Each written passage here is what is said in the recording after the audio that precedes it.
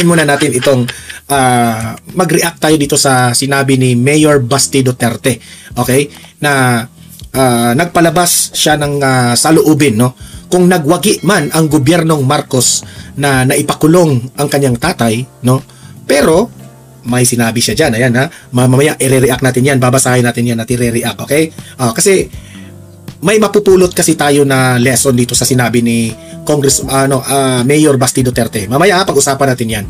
At heto, pag-usapan rin natin itong si Bongbong Marcos ay meron pong survey na nangyari na gaano po ka dissatisfied ang taong bayan dito sa pagsugpo ng korupsyon, which is ito po ay ano tawag dito, halatang halata mo dito na wala pong tiwala ang taong bayan kay Bongbong Marcos dito po sa solusyon sa korupsyon.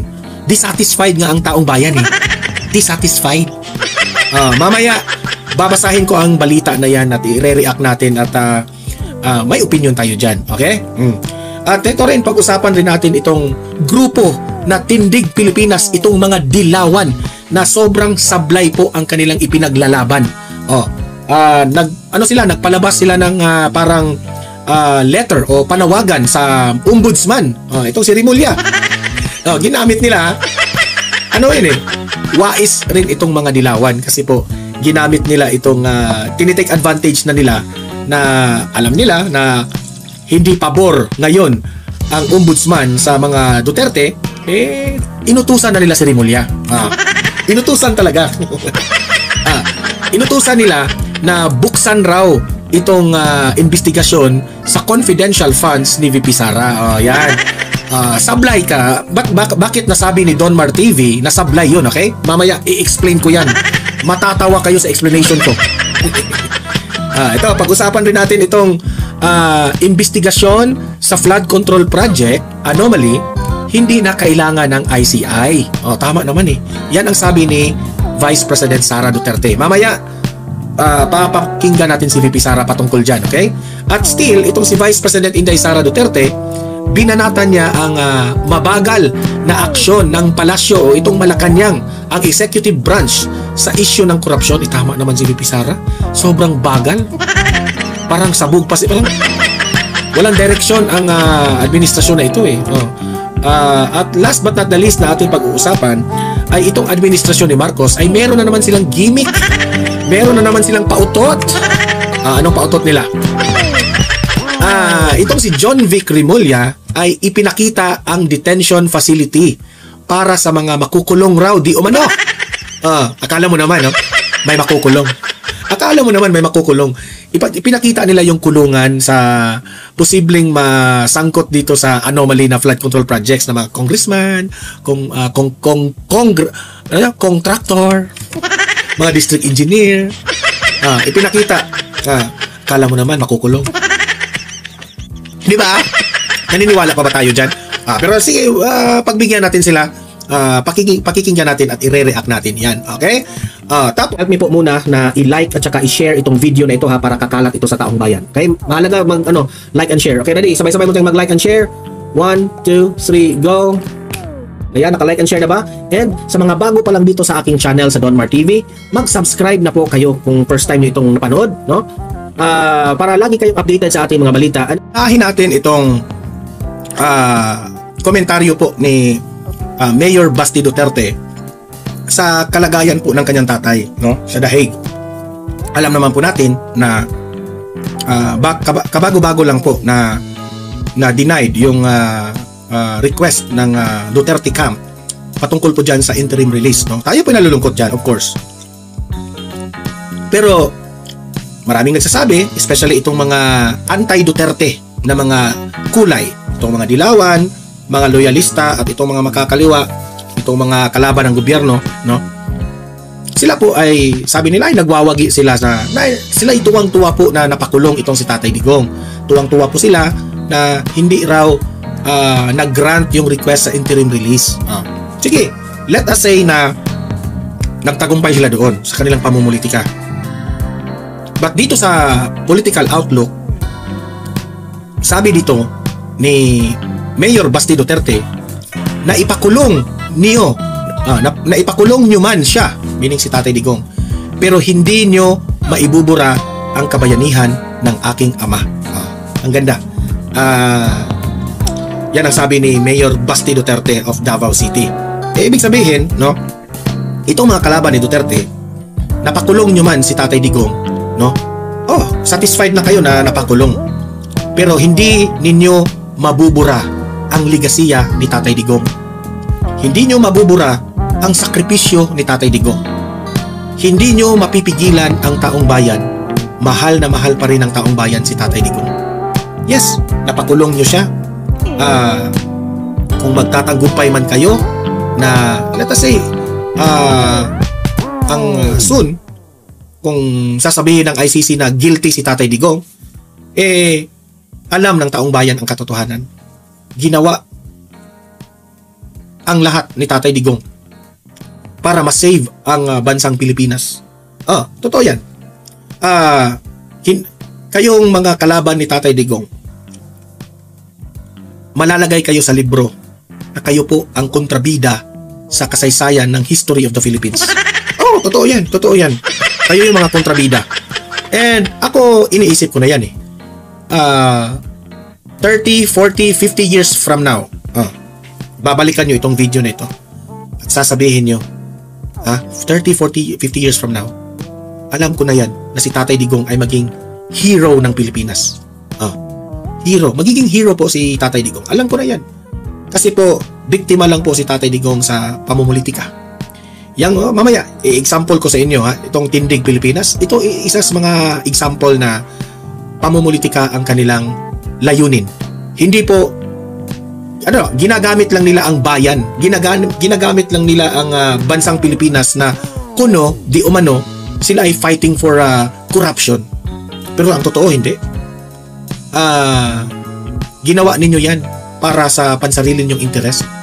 Hindi nyo kaya ang ginawa ni Tatay Digong. Yan lang ang masasabi ko sa mga kalaban ni Tatay Digong.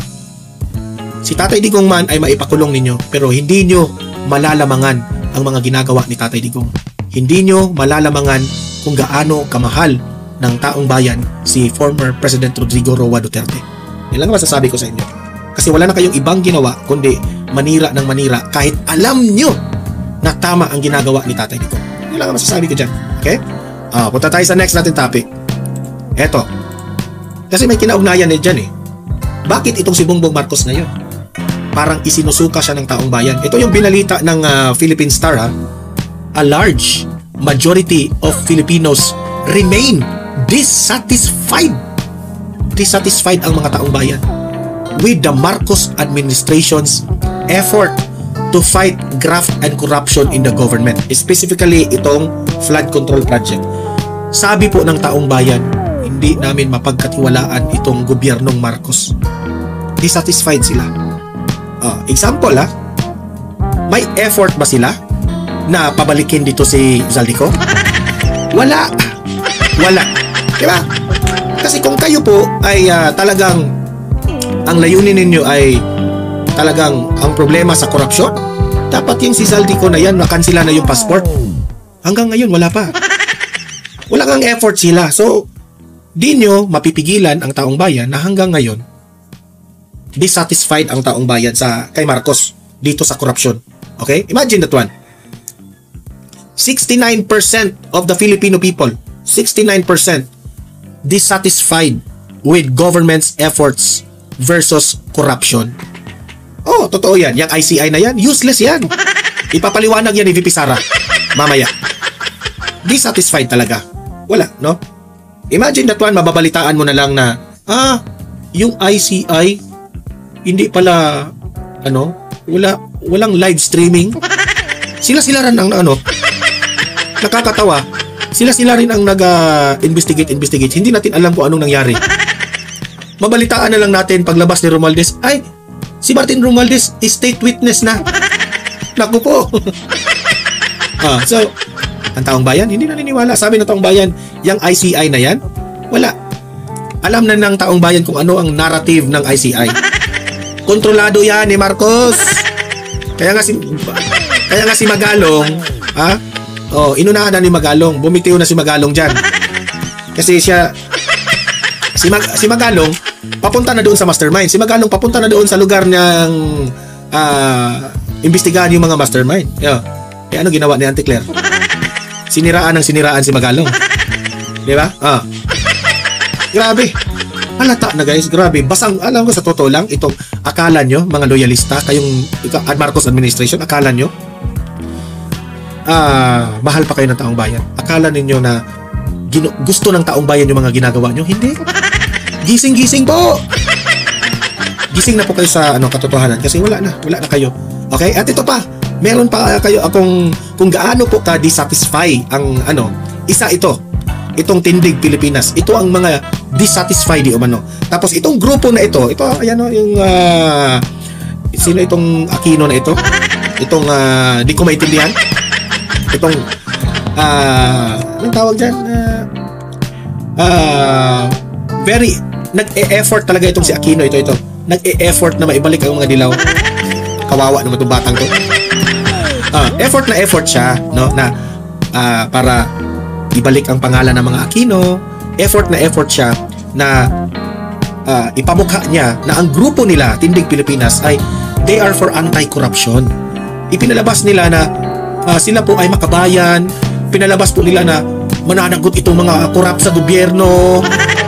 Dapat na raw itong gobyernong ito ay di ba sila yun una. Pero halatang halata sa galaw nila. Dito ko talaga nasabi na politika. Akala mo, no? Kung buong akala mo ang pinoproject nila ay tumutulong sa bansa, hindi.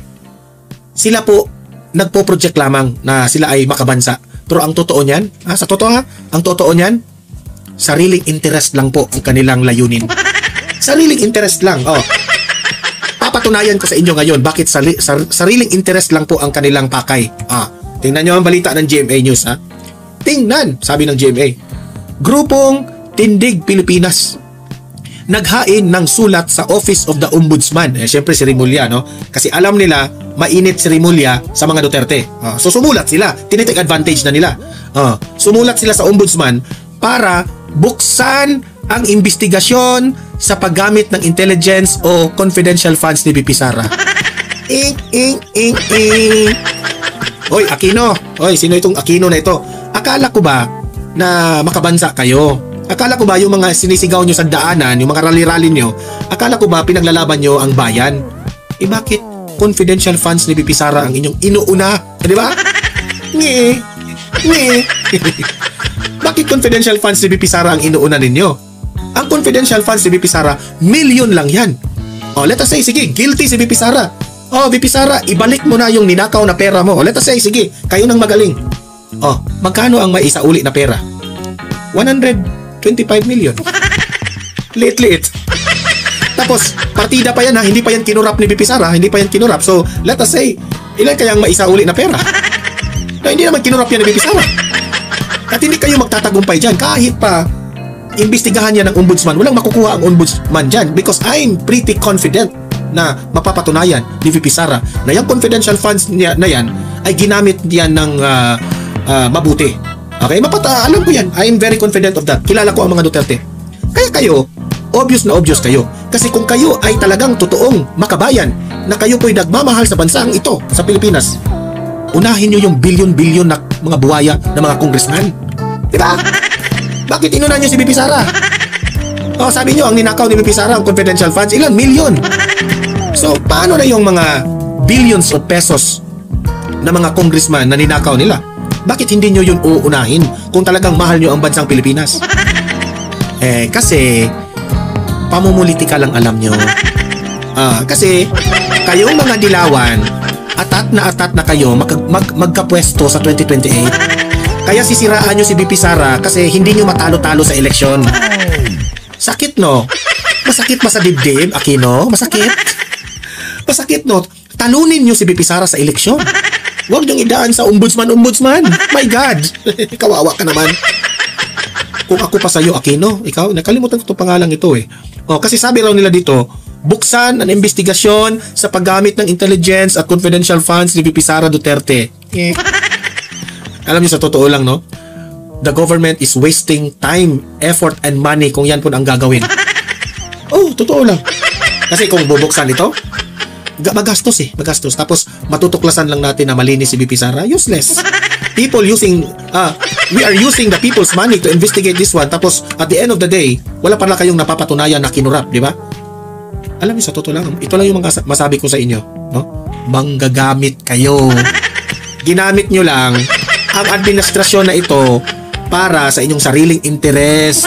Yun ang totoo. Kaya ikaw, Aquino, tumahimik ka na lang. Kasi wala ka ng future. Ang Aquino, wala ng future sa politika. Oh. Kasi, nung panahon po ni former President Duterte, in-expose ni Duterte lahat ng kapalpakan ng mga Aquino. Especially yung tito mo, pasintabi na po kay Pinoy. Oh, lahat palpak yung Yolanda niya. Oh, tapos ngayon ikaw nag-iingay ka kasi atat na atat kang maibalik yung pangalan yung mga Aquino. Eh yun pala, palpak rin kayo. Yun ang totoo eh. Wala tayong magbulahan. Wala tayong magbulahan, di ba? So, you are not for the flag of the Philippines. Hindi po para sa bayan ang ikinagalit nyo. Hindi po para sa bayan ang isinisigaw nyo. Ang isinisigaw nyo, mapatalsik lang ang mga Duterte. Yun lang. Ha? E paano yan? Ang mga Duterte, mahal na mahal ng taong bayan. Oh, iyak na lang kayo. Iyak na lang. Kung ako sa inyo, iyak na lang. Oh, alam ko naman, ang gagawin dito ni Remulla, si Remulla, syempre, kaalyado ito ng Administrasyong Marcos, edi syempre, pakikinggan